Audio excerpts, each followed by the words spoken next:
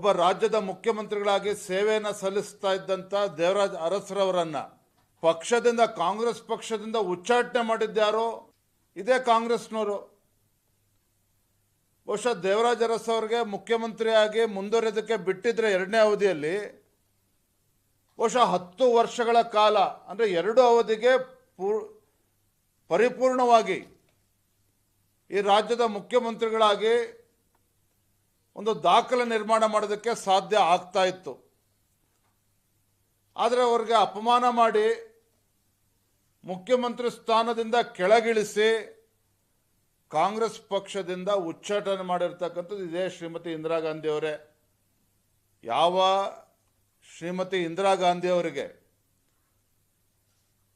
ರಾಜಕೀಯ ಮರುಜನ್ಮವನ್ನು ನೀಡಿದಂಥವರು ಇದೇ ದೇವರಾಜ್ ಅರಸರವರು.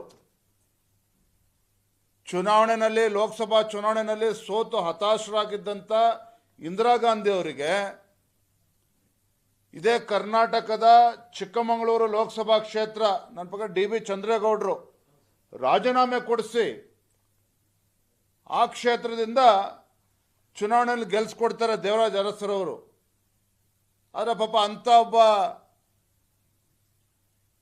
ದಲಿತ ನಾಯಕನ ಒಂದು ರಾಜಕೀಯ ಅಂತ್ಯಕ್ಕೆ ನಾಂದಿ ಹಾಡಿದಿರ್ತಕ್ಕಂಥವ್ರು ಇದೇ ಕಾಂಗ್ರೆಸ್ ಪಕ್ಷದವರು, ಶ್ರೀಮತಿ ಇಂದಿರಾ ಗಾಂಧಿ ಅವರ ನೇತೃತ್ವದಲ್ಲೇ ಆಗಿರುವಂಥದ್ದು. ಪಾಪ ಈಗ ಸಿದ್ದರಾಮಯ್ಯನವರ ದಾಖಲೆ ಬಗ್ಗೆ ನಾವು ಚರ್ಚೆ ಮಾಡೋಣ. ಅವ್ರಿಗೆ ಹೆಮ್ಮೆ ಇದೆ, ಸಂತೋಷ. ನಾನು ಪದೇ ಪದೇ ಹೇಳ್ತಾ ಇರ್ತೇನೆ ಎಲ್ಲ ಸಭೆಗಳಲ್ಲಿ, ಕಾರ್ಯಕ್ರಮಗಳಲ್ಲಿ, ಮಾನ್ಯ ಸಿದ್ದರಾಮಯ್ಯನವರೇ, ದೇವರಾಜ್ ಅರಸ್ ಅವರ ದಾಖಲೆಯನ್ನು ಮುರಿಯೋದಕ್ಕೆ ಹೊರಟಿದ್ದೀರಿ.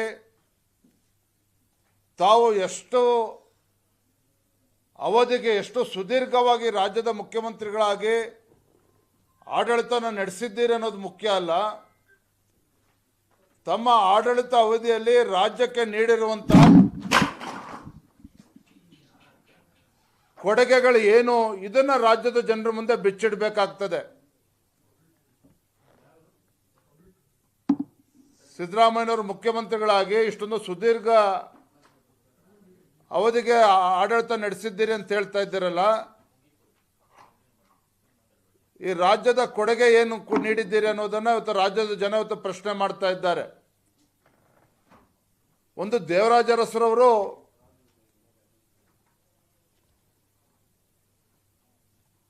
ಅವಿರೋಧವಾಗಿ ಆಯ್ಕೆ ಆಗಿದ್ರು. ಮುಖ್ಯಮಂತ್ರಿಗಳಾದ ನಂತರದಲ್ಲಿ ತಮ್ಮ ಸ್ವಕ್ಷೇತ್ರ ಹುಣಸೂರಿನಲ್ಲಿ 1962ರಲ್ಲಿ ದೇವರಾಜ್ ಅರಸರವರು ಅವಿರೋಧವಾಗಿ ಆಯ್ಕೆ ಆಗಿದ್ರು. ಪಾಪ ಸಿದ್ದರಾಮಯ್ಯನವರು 2013ರಿಂದ 2018ರವರೆಗೆ ಮುಖ್ಯಮಂತ್ರಿಗಳಾಗಿ ಜನಪರ ಯೋಜನೆಗಳನ್ನು ಕೊಟ್ಟಿದ್ದೇನೆ, ಕಾರ್ಯಕ್ರಮಗಳನ್ನು ಕೊಟ್ಟಿದ್ದೇನೆ ಅಂತೇಳಿ ಸಿದ್ದರಾಮಯ್ಯನವರು ಏನು ಅನ್ಕೊಂಡಿದ್ರು.